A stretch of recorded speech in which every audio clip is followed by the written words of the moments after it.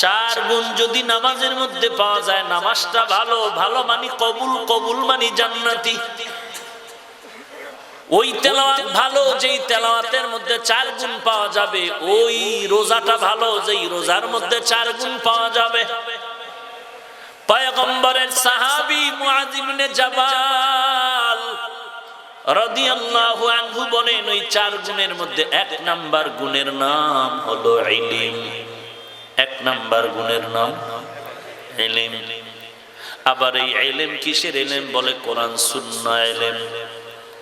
নামাজ পড়া যেমন ফরজ, নামাজের নিয়ম কানুন জানিয়াও পড়া ফরজ। ইলম দরকার, কারণ ইলম ছাড়া আমল হয় না। না জানিয়া কেমনে নামাজ পড়ব? একজনে আমি নবীর বড় আশিক, তো কি হবে? নামাজে দাঁড়াইয়েই হাতটা বেঁধে দরুদ শরীফ পড়া শুরু করলো। কেন? বলে আমি নবীর আশিক, দরুদ আগে বললাম। হবে? এই জন্য যেই ইবাদতের আমল যেইভাবে করা দরকার, ওই নিয়ম জানাটা ওর নাম ইলম। আর এই ইলম অর্জন করার মাধ্যম হলো দুইটা, এক নম্বরে রিজালুল্লাহ, দুই নম্বরে হলো কিতাবুল্লাহ। ব্যক্তি আর কিতাব। এজন্যই তো আল্লাহ পাক আসমান থেকে শুধু কিতাব দেন নাই, আগে পাঠিয়েছেন ব্যক্তি। আবার ব্যক্তি পাঠাইছেন বেশি, কিতাব দিয়েছেন কম। আবার ব্যক্তি পাঠাইয়েই হাতে কিতাব দেন নাই, ব্যক্তিটাকে আগে যোগ্যতা করে তুলেছেন, যোগ্য করেছেন। কিতাব পড়ার মতো যোগ্য, বুঝানোর মতো যোগ্য লাগবে। তুমি বিদেশে ঘুরিয়া কাতার, কুয়েত, ওমান, সৌদি আরব, লন্ডন, লেবানন কয়েক বছর ঘুরিয়া বাংলা কিছু হাদিস পড়িয়া দেশে আইসা যদি বলো, যারা জোরে আমিন বলে না তারা মুশরিক, যারা বুকে হাত বাঁধে না তারা মুশরিক। তোমার মতো ভণ্ড জমিনে আর কেউ হতে পারে না। বুখারী শরীফ পাইলেই ধরা যাবে না, পড়া যাবে না, কারণ কিতাব পড়ার মতো যোগ্যতা লাগবে। তুমি ভাইজান আসসালামু আলাইকুম শব্দটা সহিভাবে উচ্চারণ করতে পারো না, তুমি যদি কথায় কথায় কথায় কথায় তুমি বুখারীর বরাত দাও, তাহলে এটা হাসার পাত্র ছাড়া আর কিছুই না। সাবধান হে উম্মত। বলে আমরা বুখারী মানি, কোরআন মানি, কোন ইমাম মানি না, মাযহাব মানি না, কোন পীর মানি না, আল্লাহওয়ালা মানি না। যারা বলে কোরআন মানি, হাদিস মানি, কোন ব্যক্তি মানি না, কসম আল্লাহ, তারা কোরআনও মানে না, হাদিসও মানে না।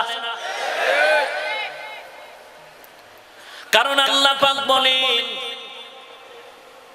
কুল আতিউল্লাহ ওয়া আতিউর রাসূল ওয়া উলিল আমরি মিনকুম ফাসআলু আহলা যিকরি ইন কুনতুম লা তা'লামুন ইয়া আইয়ুহাল্লাযীনা আমানুত্তাকুল্লাহা ওয়া কুনু মা'আস সাদিকিন ওয়া মান ইউতি'ইল্লাহা ওয়ার রাসূল ফাউলাইকা মা'আল্লাযীনা আন'আমাল্লাহু আলাইহিম মিনান নাবিয়্যিন والصديقين والشهداء والصالحين وحسن أولئك رفيقا।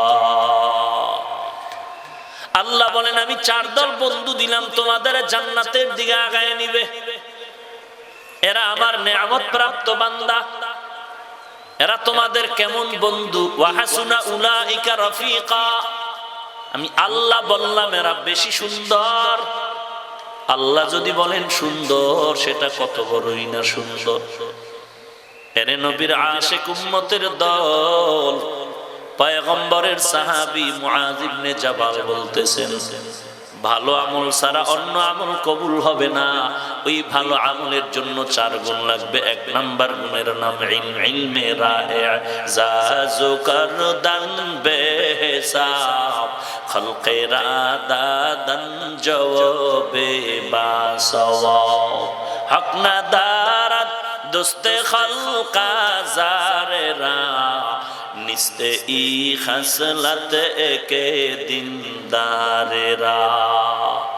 পয়গম্বরের সাহাবী হযরত আলী রাদিয়াল্লাহু তাআলা আন এত বড় দামি যার সম্পর্কে পয়গম্বর বলেন আনা দারুল হিকমা ওয়া আলিয়ুন বাবুহা, আমি হইলাম হিকমতের ঘর আর এই ঘরের দরওয়াজা হলো আমার হযরত আলী।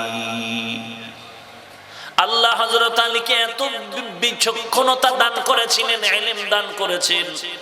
খলিফাতুল মুসলিমিন ওমর আদালতে বসে আছেন, ওমরের পাশে হযরত আলীও বসে আছেন। একজন আল্লাহর বান্দি এসে বললেন, খলিফাতুল মুসলিমিন, আমি একটু বিচারের জন্য আপনার কাঠগড়ায় দাঁড়াইলাম। কি জন্য, কি বিচার? বলে আমি একটা জিনাকারিনী বান্দি, আমি বড় অবৈধ সম্পর্ক করেছি, আমার পেটের মধ্যে একটা জিনা অবৈধ বাচ্চা আছে, আপনি আমার বিচারটা করে দেন।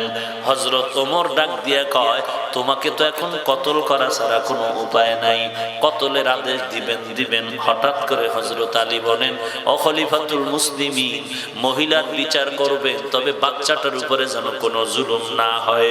মহিলা অন্যায় করেছে, জিনা করেছে, কিন্তু গর্ভের বাচ্চা তো কোনো অপরাধ করেনি। ওমর বলে, ঠিকই তো, কি করা যায়? এইবার আলী আপনি সমাধান দিয়ে দেন। হযরত আলী বলেন, এ বোন, আপনি তাড়াতাড়ি বাড়িতে চলে যান, আরামে জীবন যাপন করেন। বাচ্চাটা দুনিয়াতে প্রসব করার সুযোগ যখন হবে, দুনিয়াতে আসবে, এই বাচ্চাটারে লালন পালন করে বড় করবেন। বড় করার পর নিজের পায়ে দাঁড়ায় বাচ্চা যখন চলার উপযুক্ত হবে, এরপরে আপনি আসবেন আদালতে, আপনার বিচার তখন করা হবে, বাচ্চার উপরে কোনো বেইনসাফি করা হবে না। ওমর ডাক দিয়ে কয়, লাউলা আলিউন লাহালাকা ওমর, আজকে যদি আলী না হইতো আমি ওমর ধ্বংস হয়ে যাইতাম। সেই আলী আল্লাহর দরবারে শুকর আদায় করেন, হে মালিক, সম্মানের চেয়ারে বসার জন্য দুইটা পুঁজির একটা লাগে, হয়তো সম্পদ, মাল আর ইলম। দুনিয়ার টাকাওয়ালাকে মানুষ সম্মানের জায়গা দেয়, আর শিক্ষিত মানুষটারে ইলমওয়ালাকে জায়গা দেয়। ও আল্লাহ, আজ তোমার দরবারে শুকর আদায় করি, আমরা টাকা পাই নাই, মাল পাই নাই, তোমার ইলমে ওহী পেয়েছি, এজন্য আমরা ধন্য। কারণ এই ইলমের এত দাম, এর সামনে টাকার কোনো দাম নাই। আল্লাহর নবীর সাহাবী হযরত আলী আল্লাহর দরবারে শুকর আদায় করলেন। রাজিনা ইসমাতাল জাব্বার ফিনা লানা ইলমুন ওয়ালিল আ'দাই মালু ফাইন্নাল মালা ইয়াফনি আন করিবিহিম ওয়া ইন্নাল ইলমা বাকিন লা ইয়াজালু। ইলম পেয়ে আমরা খুশি, টাকা পেয়ে খুশি না। কারণ হযরত আলী টাকা পেয়ে কেন খুশি না? বলে, দুনিয়ার হালাতে তাকায় দেখলাম টাকাওয়ালার টাকা আজ আছে, কাল থাকে না, আর ইলমওয়ালার ইলম সিনায় ঢুকে কখনো আর বিদায় হয় না। টাকাওয়ালার টাকা আজ আছে, কাল থাকে না, ইলমওয়ালার ইলম সিনায় ঢুকে আর বিদায় হয় না। দুই নাম্বার, টাকাওয়ালার যত টাকা বাড়ে তত দুশ্মন বাড়ে, ইলমওয়ালার যত ইলম বাড়ে তত বন্ধু বাড়ে। টাকাওয়ালার টাকা হয়তো দুশ্মন বেড়ে যায়, খাইতেও দুশ্মনের ভয়, নিজের ছেলেটার পর্যন্ত উপরে বিশ্বাস ঠিক নাই, কখন না জানি টাকার লোভে আমাকে মেরে ফেলে। টাকাওয়ালার যত টাকা বাড়ে দুশ্মন বাড়ে, ইলমওয়ালার যত ইলম বাড়ে তত বন্ধু বাড়ে। তিন নাম্বার, টাকাওয়ালা যত বয়স হয়ে যায় তত ঘৃণা জমে যায় সকলের, আর ইলমওয়ালার যত বয়স বেড়ে যায় সকলের মোহাব্বত বেড়ে যায়।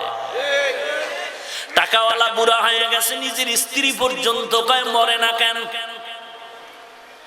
বুড়া হয়ে গেল, বিছানায় পড়ে যায়, আজকে মসজিদে কালকে বাসায় পড়ে, পাক এক সপ্তাহ হসপিটালে। সন্তান বলে, ইমাম সাহেব হাদিয়ার এত ভয় কেন? লম্বা হাদিয়া দিব, জালালি খতম পড়ো, দেখা যাক আমার বাবা এ খতমে তাড়াতাড়ি মরেনি। কারণ এই বাবার কারণে মনের স্বাধীন মতো চলতে পারি না। নিজের আপন সন্তান পর্যন্ত বাবার মৃত্যু কামনা করে, টাকাই হলো ধ্বংসের কারণ। হযরত আলী বলেন টাকা পেয়ে খুশি না, ইলম পেয়ে খুশি। এই টাকাওয়ালার বয়স বাড়ে, সবার ঘৃণা বাড়ে, আর ইলমওয়ালার যত ইলম বাড়ে তত মুহাব্বত বাড়ে। হাটহাজারীর হযরতের ইলমের বরকতের কারণে আমার মতো নাম্বার সারা মৌলবী না, বড় বড় মুহাদ্দিস সাহেবরা লাইনে দাঁড়ায় থাকে জুতা টানার জন্য। ইলমেরা এজাজ করদান বেহিসাব, খলকেরা দাদান জওয়াবে বাসওয়াব, হক না দারদ দোস্তে খলকা জারেরা, নিস্তে ই খাসলত একে দিনদারেরা। বেশি আমল না ভালো আমল? ভালো আমলের জন্য কয় গুণ? 4 গুণের 1 নাম্বার গুণের নাম ইলম। ইলম আসবে 2 পথে, ব্যক্তি আর কিতাব। যারা বলে আমরা ব্যক্তি মানি কিতাব মানি না, তারা ধ্বংসপ্রাপ্ত গোমরাহ। আর যারা বলে আমরা শুধু কিতাব মানি ব্যক্তি মানি না, তারাও পথভ্রষ্ট গোমরাহ। আর যারা বলে আমরা ব্যক্তিও মানি কিতাবও মানি, তারাই হলো আহলে হক, তারাই হলো ইহদিনাস সিরাতাল মুস্তাকিমের পথিক। এরে নবীর উম্মতের দল, মুরব্বি ছাড়া যদি জীবন চলে, জীবনটা বিপাকে পড়ে যাবে, জীবনটা নষ্ট হয়ে যাবে, জান্নাতের মূল মাকসাদ পর্যন্ত যাওয়া যাবে না। আমরা প্রতিদিন নামাজে দাঁড়ায় আল্লাহর কাছে দোয়া চাই, দোয়া করি, দোয়া চাই হেদায়েতের পথ দাও। কিসের হেদায়েত? সিরাতুল মুস্তাকিম, সঠিকভাবে জান্নাতে যাওয়ার পথ দেখাও। আল্লাহ শিখায় দেন, সব শিখায় দিলেন বলে তাদের মতো পথ চাও যাদের আমি পথ আগেই দেখায় দিলাম। সিরাতাল্লাযীনা আন'আমতা আলাইহিম, যাদের উপরে আপনি হেদায়েতের নিয়ামত দান করেছেন, জান্নাতে যাওয়ার সঠিক পথের নিয়ামত যারা পেয়েছে তাদের পথ। গায়রিল মাগদুবি আলাইহিম, তাদের পথ চাই না যারা ধ্বংস হয়ে গেল। আল্লাহ বলেন ওই নিয়ামত প্রাপ্ত জান্নাতের পথিকরাই হলো 4 দল: নবীগণ, সিদ্দিকগণ, শহীদগণ, সালেহগণ। এই ইলমের জন্য 2 পন্থা, ব্যক্তি আর কিতাব। এর মাধ্যমে ইলম অর্জন করা যাবে। এই জমিনে আমরা দেখলাম অল্প বয়সের মধ্যে যারা শুধু কিতাব মানে, কথায় কথায় বুখারীর বরাত দেয়, কথায় কথায় হাদিস নাম্বার, কোরআনের আয়াত নাম্বার, শুধু মুরব্বি না মানার কারণে বড় বড় ব্যক্তিরাও আজকে নাস্তিকতার বেড়াজালে আবদ্ধ। ঢাকার শহরে অবস্থিত মালিবাগ মাদ্রাসা একটা ঐতিহ্যবাহী কওমি মাদ্রাসা। এই মাদ্রাসার দামি একজন মুফতি সাহেব, বহু আগের কথা, চমৎকার মুফতি সাহেব লেখাপড়া করে বের হলেন। ঢাকার ঐতিহ্যবাহী একটা মসজিদের খতিব ও ইমাম। 10 বছর ইমামতি করলেন, তারাবি পড়ালেন, 5 ওয়াক্ত পড়ালেন, জুমার বয়ান করলেন, হাফেজে কোরআন। বর্তমান ওই বান্দার হালাত হলো, ইউটিউব খুলে খুলে দেখা যায় ওই বান্দা কোরআনের আয়াত পড়ে, হাদিস পড়ে পড়ে বলে আল্লাহর এই অন্যায়, নবীজির এই অন্যায়, আল্লাহ এই অন্যায় করেছে, নবী এই অন্যায় করেছে। মুসলমানের জুতার বাড়ি খাওয়ার ভয়ে বান্দা আজকে ভারতের মধ্যে বসে লাইভে লাইভে ভিডিওতে এই কথাগুলো বলে বিভ্রান্ত ছড়ায়। এত বড় মাদ্রাসায় পড়ে বড় মুফতি হওয়ার পরেও ধ্বংস হলো কেন? একমাত্র জবাব, তাকওয়াওয়ালা মুরব্বি মানার অভাব। সোহবতে সালেহ তোরা সালেহ কুনাত, সোহবতে তালে তোরা তালে কুনাত। আল্লাহওয়ালাদের সোহবত বড় দামি। না হয় রশিদ আহমদ গঙ্গুহির মতো ফকিহুল উম্মাহ, ভারতবর্ষে যাকে এত বড় দামি আলেম সবাই মানেন আর জানেন, তার মতো ব্যক্তি হাজী ইমদাদুল্লাহর কাছে গিয়া বায়াত হওয়ার দরকার ছিল না। मिटा दो अपना हस्ती को अगर कुछ मर्तबा चाहो के दाना खाक में मिलकर गोले गुलजार होता है। নিজেকে যদি বড় বানাতে চাও হে মুমিন, বড়দের কদমে নিজেকে করে দাও বিলীন। ভালো আমলের জন্য 4 গুণের 1 নাম্বার গুণের নাম ইলম, 2 নাম্বার গুণের নাম বিশুদ্ধ নিয়ত। নিয়তে ভেজাল হলে আমলে ভেজাল। ইন্নামাল আমালু বিন্নিয়াত, আমলের ফলাফল নিয়তের পরিশুদ্ধতার উপরে আসবে। লম্বা চওড়া কথা ছেড়ে দিলাম। ভালো আমলের জন্য 4 গুণের 1 নম্বরে ইলম, 2 নম্বরে বিশুদ্ধ নিয়ত। আর নিয়তের সম্পর্ক কলবের সাথে নাকি ঠোঁটের সাথে? অনেক আল্লাহর বান্দা ঠোঁটের সাথে নিয়ত করতে করতে তাকবীরে উলা হারিয়ে ফেলে। নিয়ত তো আমার কলবের সাথে সম্পৃক্ত, ঠোঁটে বলার কোনো জরুরত নাই। এই নিয়ত শুদ্ধ হবে তো আমলের মধ্যে বরকত হয়ে যাবে। 3 নাম্বার, ভালো আমলের জন্য যে 4 গুণ লাগবে তার 3 নাম্বার গুণের নাম সবর, ধৈর্য। ধৈর্যের এত দাম, এত দাম। কিয়ামতের ময়দানে আল্লাহ পাক ধৈর্য ধারণকারীকে বলবে বিনা হিসাবে জান্নাতে চলে যাও। ইন্নামা ইউওয়াফাস সাবিরুনা আজরাহুম বিগাইরি হিসাব।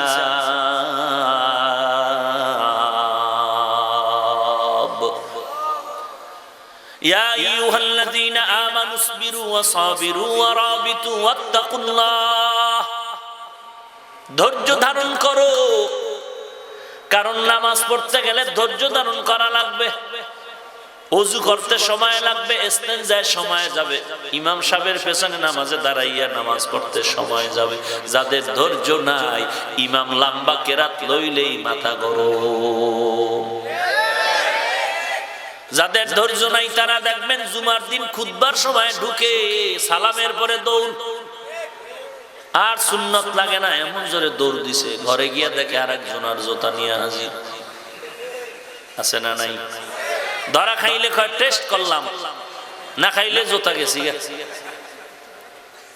ধৈর্য বড় দামি একটি সম্পদ। এ রমজান মাসে বাঙালি মুসলমান খতমে তারাবি পড়তে গিয়া কিভাবে যে ঘোড়া দৌড়ায়, কমিটির লোকেরা কত গর্ব করে, হুজুর দোয়া করবেন আমগো হাফেজ সাহেব খুব ভালো বলে। কেমন বলে? বিদ্যুৎ ফেল। কখন যে 20 রাকাত শেষ হয়ে যায় টেরই পাওয়া যায় না। অথচ আজও মক্কা মদিনায় যদি যান, এমনি নামাজে যেমনি তেলাওয়াত করে ওইভাবেই তেলাওয়াত করে তারাবিহের মধ্যে। মনে হয় যেন আসমান থেকে কোরআন অবতীর্ণ হচ্ছে। এমন সুন্দর তেলাওয়াত, শুনলেই চোখের পানি ধরে রাখা যায় না। আলহামদুলিল্লাহি রাব্বিল আলামিন আর রহমানির রহিম মালিকি ইয়াউমিদ্দিন ইয়্যাকা না'বুদু ওয়া ইয়্যাকা নাস্তাঈন ইহদিনাস সিরাতাল মুস্তাকিম সিরাতাল লাযীনা আন'আমতা আলাইহিম গায়রিল মাগযুবি আলাইহিম ওয়ালাদ-দাল্লিন। ইয়াসিন ওয়াল কুরআনিল হাকীম ইন্নাকা লামিনাল মুরসালিন আলা সিরাতিম মুস্তাকিম তানজিলাল আজিজির রহিম লিতুনজির কওমান মা উনজিরা আবাউহুম ফাহুম গাফিলুন লাকাদ হাক্কাল কওলু আলা আকতারিহিম ফাহুম লা ইউমিনুন ইন্না জাআলনা ফি আ'নাকিহিম আগলালান ফাহিয়া ইলাল আযকান ফাহুম মুকমাহুন وجعلنا من بين أيديهم سدا ومن خلفهم سدا فأغشيناهم فهم لا يبصرون। ই কালামে জিন্দা কোরআনে হাকিম হিকমতে উলা ইয়াজালাসতু কদিম বখা কুরআন কালামুল্লাহ বসনো কদিমাস্তি নইনো। আল্লাহর কালামের বেলায় ধৈর্য, এই ধৈর্য আবার তিন প্রকার। ইবাদতের বেলায় ধৈর্য, গুনাহের বেলায় ধৈর্য, মুসিবতের বেলায় ধৈর্য। আল্লাহ পাক আমাদেরকে ধৈর্য ধারণকারী বান্দাদের অন্তর্ভুক্ত করে দিন। ভালো আমলের জন্য 4 গুণের 4 নাম্বার গুণের নাম হলো ইখলাস। ওয়ামা উমিরু ইল্লা লিয়াবুদুল্লাহা মুখলিসিনা লাহুদ্দিন। ইখলাস ওয়ালা আমলের বড় দাম। ইখলাস কাকে বলে? খালিসান লিওয়াজহিল্লাহি তাআলা, আমি যা করব যা বলবো সব আমি আমার আল্লাহর সন্তুষ্টির জন্য। ইন্না সালাতি ওয়া নুসুকি ওয়া মাহইয়ায়া ওয়া মামাতি লিল্লাহ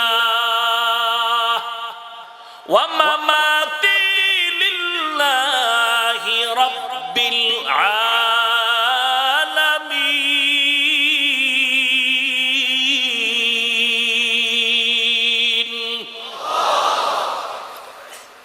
আমার নামাজ, আমার কোরবানি, আমার বেঁচে থাকা মরে যাওয়া, আমার বয়ান করা, বয়ান শোনা, আমার ঘুম যাওয়া, ঘুম থেকে উঠা, খানা খাওয়া সব আল্লাহর সন্তুষ্টির জন্য। এর নাম ইখলাস। যা করব আমি আল্লাহর সন্তুষ্টির জন্য করব, নবীর তরিকায় করব, আর কোন আদর্শ মানা যাবে না। যা করব আল্লাহর রাজি খুশি অনুযায়ী আদর্শ হবে, রাহমাতুল লিল আলামিনের আদর্শ। আর কোন আদর্শ মানা যাবে না। আমার চুলগুলো আমি কেমনে রাখবো, কেমনে কাটবো, সেখানেও থাকবে নবীর আদর্শ। আমার আঙ্গুলের নখগুলো কেমনে কাটবো আর রাখবো, সেখানেও নবীর আদর্শ। পোশাকটা পরতে গেলে খেয়াল করতে হবে নবীর আদর্শ। নবীর সুন্নাত যারা মানে তারা বলবে, দাবি করতে পারবে সুন্নি। যারা সুন্নাত মানে না, এরা যদি সুন্নি দাবি করে, এদের মতো ধোঁকাবাজ জমিনে কেউ না। को जाओ सुन्नते अहमद को जाबा मुहम्मद कैबुअद निस्बत तोरा हम सुरातो हम सिराते मुस्तफा दर तमामी हाले उकुन इत्तेबा इत्तेबाए सुन्नते खैरुल बशर गिरे लाजिम तबुया बी ए पेशा। ভালো আমল 4 গুণের মাধ্যমে করো রে ভাই। সাহাবায়ে কেরামদের মতো ব্যস্ত আর কেউ নাই। ব্যবসাও করেছেন, চাকরিও করেছেন। এত বড় আলেম, এত বড় মুফতি, এত বড় মুহাদ্দিস সাহাবায়ে কেরামদের মতো জমিনে আর কেউ আসবেও না, এখনো নাই, আসবেও না, কখনো ছিল না। অথচ এই সাহাবায়ে কেরামরা ব্যবসা করেছেন, চাকরি করেছেন, আবার যুদ্ধের ময়দানেও 1 নাম্বার, সংসার চালানো 1 নাম্বার, স্ত্রী সন্তানের হক আদায়ের বেলায় তারা 1 নাম্বার, আবার রাতের বেলা জেগে জেগে ইবাদতের বেলায় তারা 1 নাম্বার। এরপরও 5 ওয়াক্ত পড়ার পরে ইশরাক বন্ধ নাই, তাহাজ্জুদ বন্ধ নাই, চাশতের নামাজ বন্ধ নাই। ওরে নবীর উম্মতের দল, সাহাবায়ে কেরামদের থেকে ইলমওয়ালা তো আমরা বেশি না, তাদের থেকে আমলও তো বেশি নাই, তাদের থেকে আমরা ব্যস্ত তো বেশি না। এরপরও যদি বলি 5 ওয়াক্ত পড়াটাই কষ্ট, তাহাজ্জুদ পড়তে পারি না, বড় ভয় আল্লাহর দরবারে মর্যাদার কি উপায় হবে। সুন্নতের আমল থেকে আমরা অনেক দূরে সরে যাচ্ছি দিন দিন। আল্লাহ আমাদের সবাইকে সুন্নতের আমলের উপরে মজবুত হওয়ার তৌফিক দান করে। এমনি তো পাবলিক সুন্নত মানতে চায় না, এর মধ্যে যদি আবার কেউ ডাক দিয়া বলে সুন্নতের আমল বেশি লাগে না, তো কেমন হইল? বলে এমনি তো পাবলিক নাচনেওয়ালা বুড়ি, আরো যদি পায় ঢোলের বাড়ি। সুন্নতের ঘরে আজ আগুন লেগে আছে, আগুন। কেউ সুন্নত মানতে চায় না। এই সুন্নতের ঘর পুড়েছে, আগুন লেগে ঘর পুড়ে যাচ্ছে, এর মধ্যে যদি আরেকজন টুপিওয়ালা আলু ভরা দেয়, গিয়া যদি বলে সুন্নত লাগবে না, এই বান্দা দ্বীনের কোনো দায়ী না, এই বান্দা কোনো না কোনো বাতিল ব্যক্তির দালাল। আল্লাহ আমাদের হেদায়েত দান করেন। সুন্নতের আমল করব আমরা ইনশাআল্লাহ। বেশি বেশি নেক আমল দরকার, আমার জন্য দরকার, আপনার জন্য দরকার। আপনার কবরে আপনি যাবেন, আমার কবরে আমি যাব। আপনার প্রশ্নের জবাব আপনি দিবেন, আমার প্রশ্নের জবাব আমি দিব। অতএব নিজের হিসাব নিজে মিলাই। কে মাওলানা, কে মুফতি, কে পীর সাহেব, কে মুরিদ, কে দামি বক্তা, কে খাটো বক্তা। কবরে গেলে কোনো আওয়াজ নাই, প্রশ্ন তিনটা: রবের পরিচয় দাও, ধর্মের পরিচয় দাও, রাহমাতুল লিল আলামিনের পরিচয় দাও। রেডি করে যাও। সেখানে কে সাদা, কে কালো, কে ধনী, কে গরিব, কে পীরের মুরিদ, কোনো ভেদাভেদ নাই। প্রশ্ন তিনটাই হবে, রেডি করে যাও। পারলে জান্নাত, না পারলেই ফিরা শুরু। আল্লাহ হেদায়েত দান করুন।